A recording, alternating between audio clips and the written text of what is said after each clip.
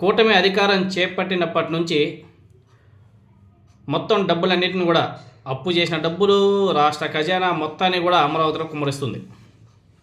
ఏ విశాఖపట్నానికో, ఏ తిరుపతికో, లేకపోతే ఏ కర్నూలుకో అక్కడ ఇక్కడ కొంచెం ఇన్వెస్ట్మెంట్ పెడితే అన్ని ప్రాంతాలు కూడా డెవలప్ అవుతాయి.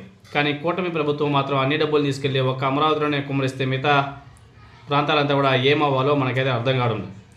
అక్కడైనా సరే, అమరావతిలో అయినా సరే కట్టడాలు ఏమైనా పూర్తవుతున్నాయంటే అక్కడ కూడా అంతే. 2014 నుంచి 2019 మధ్యకాలంలో ఏ విధంగా అయితే డ్రామాలు నడిచాయో సేమ్ అదే డ్రామాలు, అదే గ్రాఫిక్స్లో మళ్ళీ అక్కడ కూడా మొదలైపోయాయి. అదేవిధంగా ఇప్పుడు కూటమి ప్రభుత్వానికి పెద్ద షాక్ తగిలింది. మామూలు షాక్ కూడా కాదు. ఏపీ రాష్ట్ర వ్యాప్తంగా ఆంధ్రప్రదేశ్ రాష్ట్రంలో బ్లూ ప్లాన్ గుర్తింపు పొందినటువంటి ఏకైక బీచ్ విశాఖపట్నం. విశాఖపట్నంలోని ఋషికొండ బీచ్కి ఇచ్చినటువంటి గుర్తింపు తాత్కాలికంగా రద్దయిపోయింది.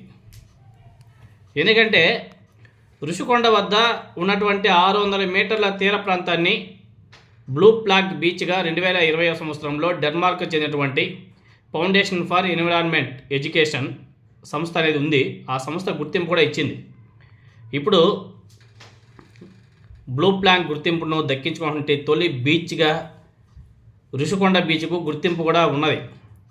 ఈ నేపథ్యంలోనే తాజాగా దాన్ని రద్దు చేస్తున్నట్లు వాళ్ళు ప్రకటించడం ఇప్పుడు కూటమి ప్రభుత్వానికి పెద్ద షాక్ అనేసి చెప్పుకోవాలి.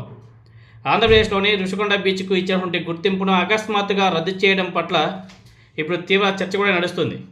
ఎందుకు రద్దు చేశారు ఏమనేసి ఒకసారి చూస్తే, బ్లూ ఫ్లాగ్ గుర్తింపు రద్దు కావడంతోనే ఋషికొండ బీచ్ తీరంలో ఉన్నటువంటి బ్లూ ఫ్లాగ్ జెండాలను ఏపీ పర్యాటక శాఖ అధికారులు నిన్న కిందికి కూడా దించేశారు. ఈ బీచ్ని సరిగా నిర్వహించకపోవడంతోనే ఎఫ్ఈఈ సంస్థకు దీనిపైన ఫిర్యాదులు కూడా వెళ్ళినట్టుగా తెలుస్తుంది. అంటే ఆ బీచ్ను సుందరంగా పరిశుభ్రంగా ఉంచడం లేకపోవడం వల్లే దానికి బ్లూ ఫ్లాగ్ కూడా పూర్తిగా తీసేయడం కూడా జరిగింది. ఎఫ్ఈఈ సంస్థకు చెందినటువంటి వాళ్ళు ఫిర్యాదు చేయడం, తర్వాత బ్లూ ఫ్లాగ్ని కూడా దించేయడం కూడా జరిగింది. దీంతోనే రంగంలోకి దిగినటువంటి సంస్థ ప్రతినిధులు తాజా నిర్ణయం తీసుకున్నట్టు కూడా తెలుస్తుంది. అంటే ఈ కూటమి ప్రభుత్వం ఏ విధంగా విశాఖపట్నాన్ని సర్వనాశనం చేస్తుందో ఎగ్జాంపుల్ ఇది.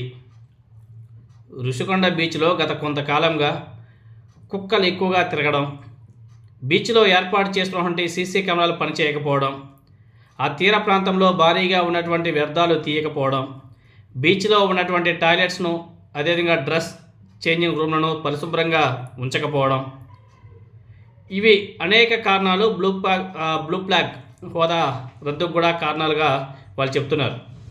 ఋషికొండ బీచ్కి వచ్చే స్థానికులతో పాటు పర్యాటకులు కూడా బీచ్ నిర్వహణ అధ్వానంగా చాలా దరిద్రంగా మారిందని చెప్పేసి కొన్ని ఫోటోలు తీసి డెన్మార్క్ సంస్థకు పోయిన నెల అంటే ఫిబ్రవరి నెలలో 13వ తేదీన ఫిర్యాదులు కూడా వెళ్ళాయంట. సరిగా మెయింటైన్ చేయడం లేదు. మెయింటెనెన్స్ లేని కారణంగా ఋషికొండ బీచ్కి చెందినటువంటి బ్లూ ఫ్లాగ్ గుర్తింపును తొలగిస్తూ ఆ సంస్థ నిర్ణయం తీసుకోవడం కూడా జరిగింది. ఇప్పుడు మన పర్యాటక శాఖ మంత్రి ఎవరైనా దుర్గేష్ ఎవరో ఆయన, అదేవిధంగా పవన్ కళ్యాణ్ గారు ఏ విధంగా స్పందిస్తారో చూడాలి. ఎందుకంటే పర్యావరణ శాఖ మంత్రి పవన్ కళ్యాణ్ గారే కదా, అదేవిధంగా పర్యాటక శాఖ మంత్రి మన దుర్గేష్, ఇద్దరు కూడా జనసేన పార్టీకి సంబంధించిన వాళ్ళే. ఇద్దరు కూడా ఆయన దుర్గేష్ కూడా ఉత్తరాంధ్రకు చెందినటువంటి ఈస్టో వెస్టో అయింది. మరి విశాఖపట్నానికి ఉన్నటువంటి మంచి పేరును కూడా ఇలా నాశనం చేశారంటే దానికి కారణం ఈ కూటమి ప్రభుత్వం యొక్క నిర్లక్ష్యం. అమరావతి మీద పెట్టినటువంటి ధ్యాసలో అట్లీస్ట్ 0.05% విశాఖపట్నం మీద పెట్టున్నా కానీ విశాఖపట్నానికి ఇటువంటి పరిస్థితి వచ్చేది కాదని చెప్పేసి చాలామంది ప్రజలంతా కూడా అనుకుంటున్నారు.